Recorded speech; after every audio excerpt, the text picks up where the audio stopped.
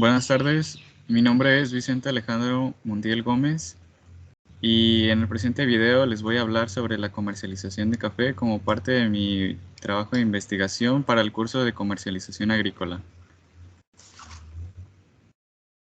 Introducción. El café es un cultivo con amplia historia en nuestro país desde su introducción en 1795. Ha llegado a ser el cultivo más importante por su captación de divisas y gran aporte al PIB debido al valor de su producción, llegando a ser denominado el grano de oro de México. Se reporta que para la década de los 80 participó con el 36% de las exportaciones agrícolas. Sin embargo, en la actualidad, el auge del cultivo del café en nuestro país se ha visto disminuido por diferentes motivos que han afectado a los eslabones más bajos de la cadena de producción del café, es decir, los productores. Por otra parte, la comercialización es un aspecto clave que nos permite entender el valor del producto, ya que su obtención requiere de un proceso largo. Además de que, de acuerdo con Akaki y Wakuja, es el producto agrícola más relevante en el comercio internacional y vincula de manera directa dos tipos muy diferentes de países: los productores, países subdesarrollados en América Latina, Asia y África, y los consumidores, países desarrollados en América del Norte, Europa y Japón. Para entender los puntos abordados en el presente trabajo, es necesario mencionar que cuando hablamos de la comercialización de un producto nos referimos al conjunto de actividades comerciales y económicas integradas en el proceso de comercialización, el cual tiene fases o etapas conectadas entre sí que corresponden generalmente a todas aquellas que mueven al producto desde la unidad de producción hasta el consumidor final, proporcionándolo en lugar, forma, tiempo y al precio que el consumidor esté dispuesto a comprarlo en el mercado, con el objetivo de satisfacer sus necesidades y deseos de manera plena. Planteamiento del problema. El café es un producto comercial de importancia internacional con un proceso de comercialización largo en el que se involucran muchos actores y que tiene poco reconocimiento por los consumidores. Por otra parte, desde inicios del siglo XX, el cultivo del café se ha ido relegando entre los productores y comerciantes mexicanos debido a los cambios institucionales y de mercado a nivel nacional e internacional. Objetivos: reconocer las fases del proceso de comercialización del café, así como identificar los principales cambios históricos que propiciaron la situación actual de la cafeticultura como actividad agrícola que ha perdido su auge desde hace varios años. Metodología: revisión bibliográfica de medios electrónicos. Análisis de resultados. El café como producto comercial puede tener diferentes grados de transformación. Por ejemplo, antes de ser transformado a un producto que pueda satisfacer las necesidades del consumidor final, este puede ser vendido como café cereza, que es cuando solo ha sido cosechado, como también puede ser comercializado como café pergamino, que es cuando ya está despulpado y seco, pero conserva la cascarilla, o como café verde, que es la presentación usada para el comercio internacional. Incluso cuando el café puede ser consumido directamente, este puede tener muchas presentaciones debido a los muchos usos que se le puede dar como aditivo de alimentos, bebidas, cosméticos, etc. Pero para hacerlo breve, hablaré de que el producto final es cuando pasa de café verde a café tostado y molido,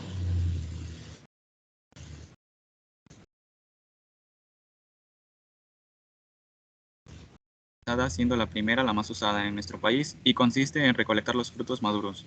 En producciones grandes es necesario llevar a cabo una selección de frutos maduros, descartando frutos verdes y otras impurezas. Despulpado y secado o beneficiado del café. Este puede ser húmedo o seco. Para el caso del beneficiado húmedo, hablamos de que es necesario retirar la cáscara de la fruta para dejar solo el grano y posteriormente someterlo a un proceso de fermentación y lavado para retirar el mucílago.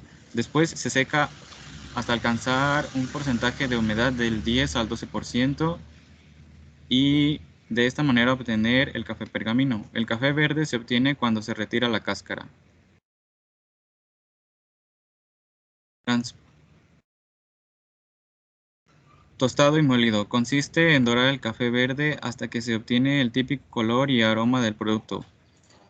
Finalmente se muele para obtener el polvo o un granulado que sirva para obtener la bebida. Transporte y almacén.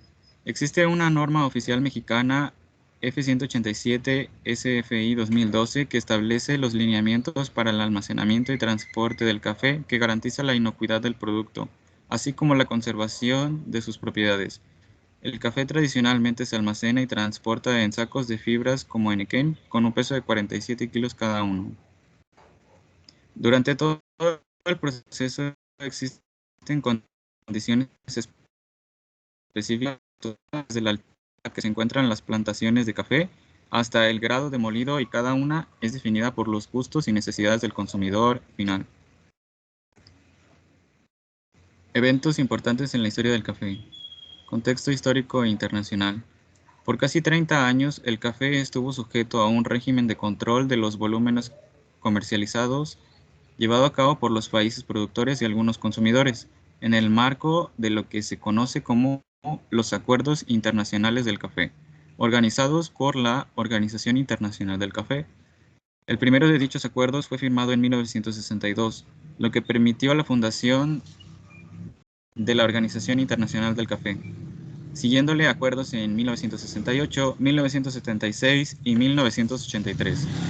En todos ellos, los objetivos fueron el establecer un equilibrio entre la oferta y la demanda, evitando las fluctuaciones excesivas de los precios y garantizando cotizaciones favorables a los productores, mantener la producción y el empleo de una importante fuerza de trabajo y promover el consumo del grano. El control del comercio internacional se desarrolló mediante los sistemas de cuotas, en donde se establecían los montos máximos de café que los países productores podían exportar a los consumidores. Estas cuotas se establecían a partir de los volúmenes de producción que cada país tenía y de su capacidad negociadora en las reuniones de la OIC, donde el país con mayor influencia era Brasil, principal productor y exportador a nivel mundial. La importancia del sistema de cuotas radica en que logró estabilizar los precios del café en el mercado internacional y asegurar ingresos complementarios a los países productores. Asimismo, abasteció regularmente a los consumidores, permitió la inversión en el sector y limitó la especulación en la bolsa de valores. Sin embargo, al no actualizarse las cuotas en función de la creciente oferta, se propició la acumulación de excedentes en los países productores. Por otro lado, no se reconocían adecuadamente los distintos tipos y calidades de café, lo que desincentivó a los productores a mejorar en este aspecto. Otras desventajas del sistema de cuotas fueron el estímulo a la sobreproducción del grano y a la consecuente acumulación de reservas, el freno a la competitividad, la corrupción de los institutos públicos que administraban las cuotas en los países productores y la formación y crecimiento de un mercado paralelo donde los países productores colocaban parte de los excedentes no vendidos. A partir del Cuarto Acuerdo Internacional firmado en 1983, las disputas entre países productores y consumidores se habían agudizado, y así se mantuvieron en cada año.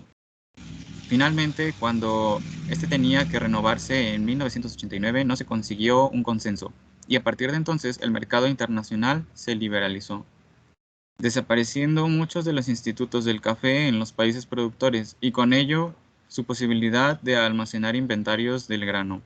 Consecuentemente, la existencia de café retenido en los países productores salieron al mercado, ocasionando la caída de los precios que, salvo algunos años, ha sido la constante desde entonces, al igual que lo es la existencia de una considerable sobreoferta del grano. A nivel nacional, el Instituto Mexicano del Café o INMECAFE, por medio de unidades de producción de café, participó en la cadena del café mediante su acopio en unidades de recepción ubicadas en las regiones productoras, su transformación en los beneficios con los que contaba y posteriormente su exportación a los mercados de consumo. Esta última se daba mayoritariamente en la forma de café verde y en mucha menor medida como café molido y soluble. En 1980 y 1981, el instituto acopió la mitad de la producción nacional del grano y exportó alrededor del 40% de las ventas externas, habiendo logrado desplazar a un gran número de intermediarios tradicionales.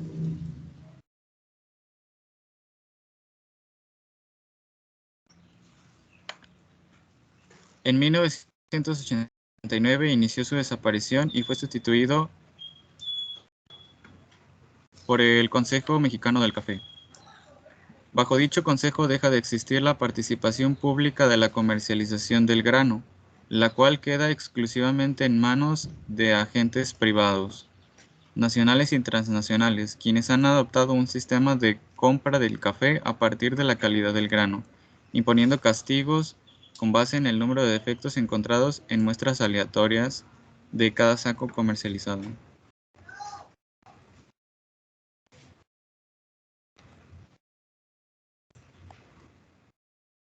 Conclusiones.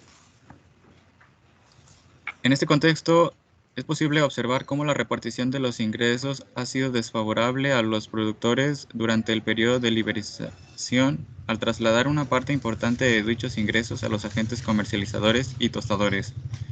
Son los productores el eslabón más débil de la cadena del grano, los más afectados por el desplome de los precios del aromático y su creciente volatilidad. La consecuencia, la consecuencia es una pérdida en la rentabilidad de su actividad.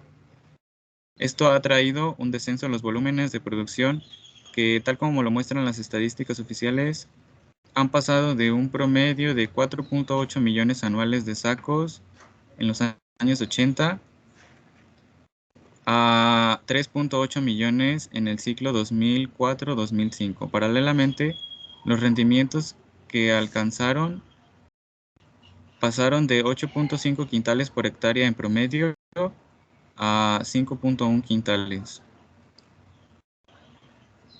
Otra situación que existe es que los productores cafetaleros se ubican mayoritariamente en regiones de marginación con altos niveles de pobreza. Se encuentran desorganizados y dispersos, sin acceso a crédito. Este sector, que representa cerca del 16% de la población económicamente activa del país, sufre las consecuencias de una severa crisis, en que la sobreproducción y la especulación de la bolsa parece haberse hecho permanente. Dado que los precios ya no cubren los costos de producción del cultivo, los productores se descapitalizan, las huertas se descuidan y plagan. La calidad del café se desploma y las familias buscan fuentes alternativas de ingresos, entre las que la migración a Estados Unidos está siendo la más frecuente. Ante la ausencia de una política cafetalera definida, adecuada y realista, la crisis del sector productivo permanece mientras que las grandes empresas transnacionales comercializadoras del grano consolidan su posición como los agentes hegemónicos de la cadena.